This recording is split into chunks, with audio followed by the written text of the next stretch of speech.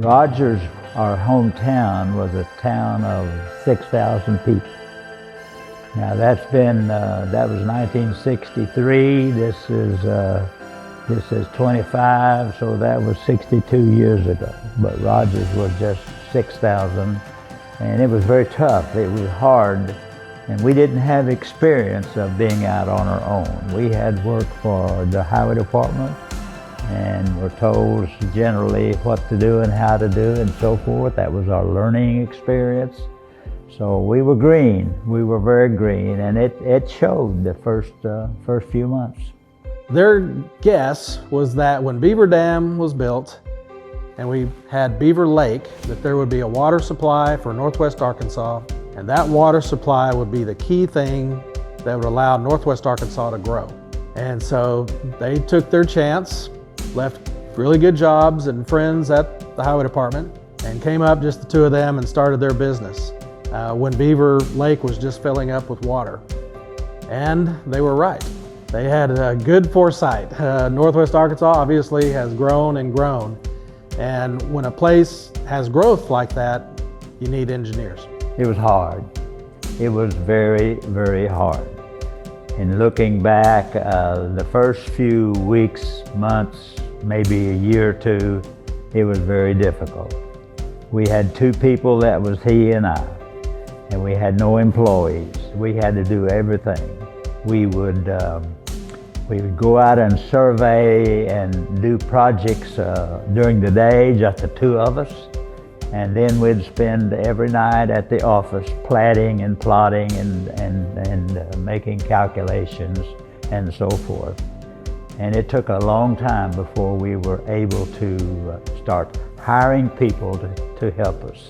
Obviously they took a risk, and they didn't come from money at all. My dad was raised on a cotton farm, and neither he nor Lim came from money or anything like that. So they took a chance with their wives and young kids when they moved here, and had that entrepreneurial spirit, just the two of them, and they worked hard. They'll tell you that they worked about 6.5 days a week when they started. They'd take off Sunday morning to go to church, and then Sunday afternoon and the rest of the week they were working.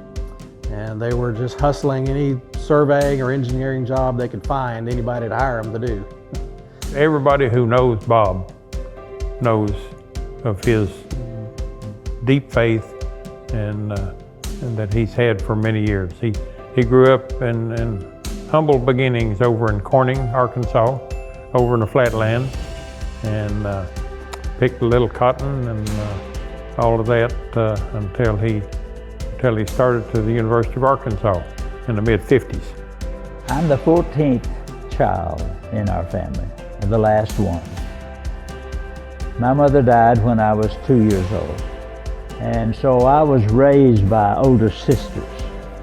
I had 7 sisters and 6 brothers, 7 and 7, boys and girls, and I was the last one.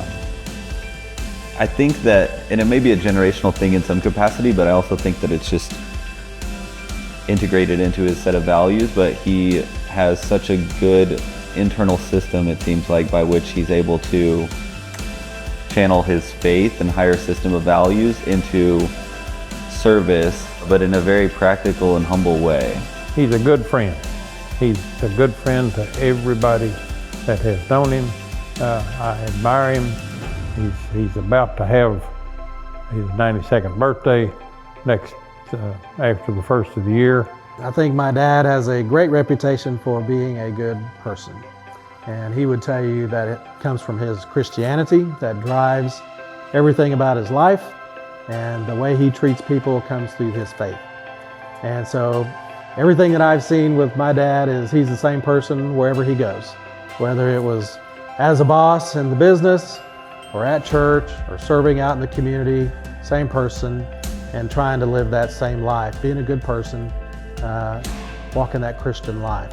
And I got to work with him for 2 years, overlap, when I first came to the company in 1998. So I had 2 years when I got to be an employee under my dad's leadership, and it was a great experience. I guess when I think about our family growing up especially, I feel like, the image that comes to mind is just their home and how it was kind of the epicenter of our family. And although, you know, several of his children have lived all over the country and, you know, in China, it felt like there was always kind of this space to return to, especially around holidays, and family was of the primary importance, and you could sense that he really values his family. I'd like to say I've been perfect, but that's ridiculous.